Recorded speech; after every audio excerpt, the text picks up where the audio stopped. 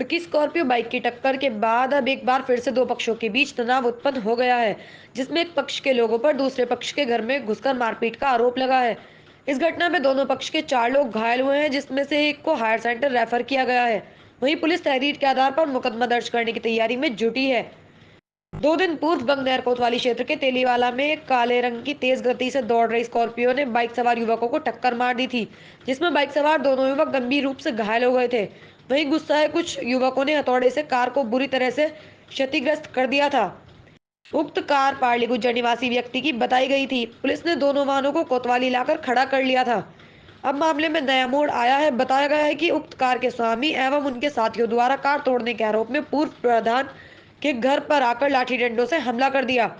घटना सीसीटीवी में भी कैद हुई, जिसमें हमला करने वाले युवकों से घर की महिलाएं भी संघर्ष करती नजर आ रही हैं।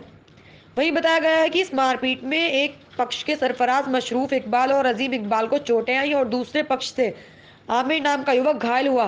घायलों को अस्पताल भिजवाया गया, जहां अजीम इकबाल की हालत गंभीर देखते हुए उसे हायर सेंटर रेफर कर दिया।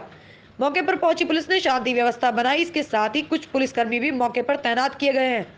वहीं यह पूरा विवाद तेलीवाला और पार्ली गांव में चर्चाओं का विषय बना रहा।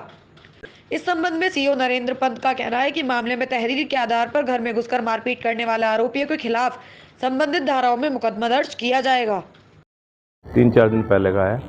गांव में एक एक्सीडेंट हुआ था और एक्सीडेंट जिसके साथ हुआ वो तीसरे गांव का आदमी है, कोई यहाँ का नहीं है, ना पार्ली का है ना तेली वाले का है। जिनके साथ एक्सीडेंट हुआ उनसे कंप्रोमाइज़ हो गया, उन्होंने कुछ नहीं किया, कोई तहरीर नहीं दी, कोई बात नहीं करी। उसके बाद 2 घंटे के बाद ये जो तेली वाले के लोग हैं, मसरूफ इकबाल के लड़के, इन्होंने गाड़ी के लेके हथौड़े से क्या 3-4 लड़कों को बुला पूरी गाड़ी तोड़ दी। गाड़ी तोड़ने के बाद फिर इन्होंने 2 दिन के बाद मीटिंग करी रात को अपने घर बुला के। कल भी मीटिंग है, वहाँ पे पुलिस भी आई और इनके ऊपर मुकदमा भी है, हमने दर्ज कराया गाड़ी तोड़ने का। फिर आज वो लड़का जो आमिर है वहाँ को जा रहा था, इन्होंने फिर उसको कुछ गलत बात कही, गंदी बात कही जाते हुए उकसाया। उसके बाद फिर ये झगड़ा हुआ।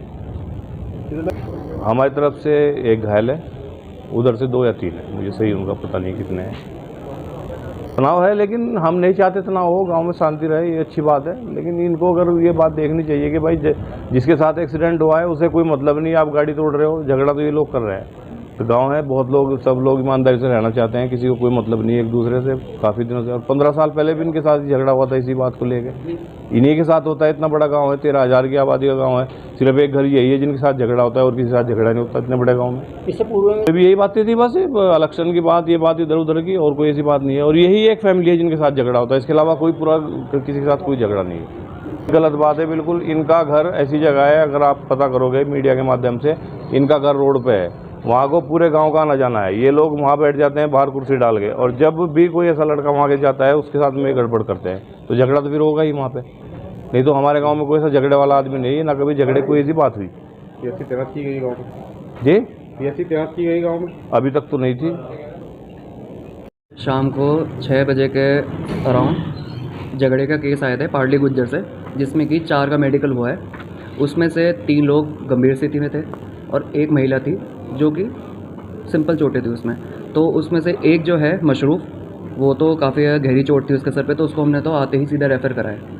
वो गया है रेफ़र सीधा एम्स ऋषिकेश के लिए, और बाकी जो 2 साथ के हैं उसके, ठीक है, उनको भी हमने रेफ़र कराया सीटी के लिए और एक्सरे वगैरह के लिए। पर एक है जो बहुत ही सीरियस कंडीशन में था, उसका नाम है मशरूफ। देखिए जी, अभी जो हमें चोटें यहाँ पे देखी गई हैं एग्जामिनेशन के तौर पे, तो वो तो ऐसी लगी है कि धाड़ तो नहीं, पर हाँ जैसे धारदार कोई चीज़ होती है तो उसके पिछले हिस्से से वैसी मारी हुई चोट होती है। तो फिलहाल तो वही है, पर एक बार सीटी और एक्सरे की रिपोर्ट आएगी तो उस समय कंफर्म हो जाएगा, है ना। फिर उसके बेसिस से हम आगे बता पाएंगे कि किस तरह की चोटें थी।